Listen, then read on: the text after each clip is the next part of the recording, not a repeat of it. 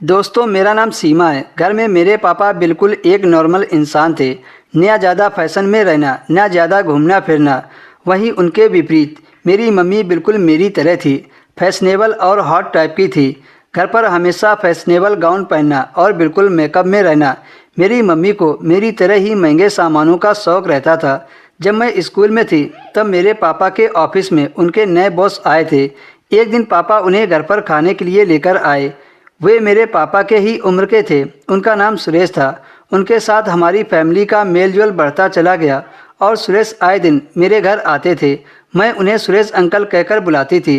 वो हमारी फैमिली में इतने घुल-मिल गए थे कि पापा घर पर रहें या ना रहें, वो हमारे घर आ जाते थे और मम्मी के साथ घंटों बात किया करते थे।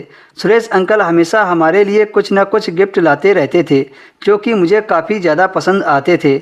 वो मम्मी के लिए भी कई सारे गिफ्ट लाते थे। मम्मी के साथ सुरेश अंकल की काफ़ी अच्छी बनती थी। धीरे धीरे समय आगे बढ़ता चला गया और मैं स्कूल से कॉलेज आ गई। मैं अब जवान हो गई थी। इतने सालों से तो मुझे सुरेश अंकल अच्छे लगते थे, लेकिन अब मैं बड़ी हो गई थी तो सही गलत का अच्छे से पता हो गया था। एक दिन मेरे साथ कुछ ऐसा हुआ जिससे मुझे सुरेश अंकल के ऊपर शक होने लगा कि कहीं ये मुझ पर गलत निगाह तो नहीं रखते हैं। हुआ यूँ था कि एक दिन दोपहर को मैं घर पर अकेली थी। मेरी मम्मी किसी काम से मार्केट गई हुई थी। मैं सामने वाले सोफे पर कमरे में बैठी थी, अपने कॉलेज का असाइनमेंट बना रही थी। घर पर हमेशा हाफ लोवर और टी शर्ट पहनती थी। इसी प्रकार उस दिन भी हाफ लोवर पहनी हुई थी। अचानक से दरवाजे की घंटी बजी और मैंने दरवाज़ा खोला तो सामने सुरेश अंकल खड़े थे। मैंने मुस्कुराते हुए उन्हें अंदर आने को कहा। अंदर आकर सुरेश अंकल सोफे पर बैठ गए। मैं अंकल के लिए पानी लेकर आई। मैंने उन्हें बताया कि मम्मी पापा बाहर हैं और मैं घर पर अकेली हूँ। पानी पीते हुए मेरे असाइनमेंट को देखने लगे। मैं ठीक उनके बगल में बैठकर अपना काम कर रही थी। काफ़ी देर तक वो देखते रहे, फिर मेरी हेल्प करने के लिए अपना एक हाथ आगे बढ़ाया। उनको हेल्प करते देख मुझे काफ़ी अच्छा लगा। उनको इस चीज़ में काफ़ी अच्छी खासी जानकारी थी। कुछ देर यही सब चलता रहा, लेकिन कुछ देर बाद मैंने गौर किया कि वो एक हाथ से मेरी हेल्प कर रहे थे और दूसरे हाथ से मेरी जान को सहला रहे थे, और वो अपनी उंगलियों से बहुत अजीब तरीके से मेरी थाई पर चला रहे थे। ऐसा लग रहा था जैसे वो मुझे उत्तेजित करना चाहते हैं।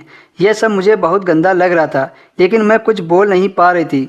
काफ़ी देर तक उन्होंने अपना ये काम जारी रखा।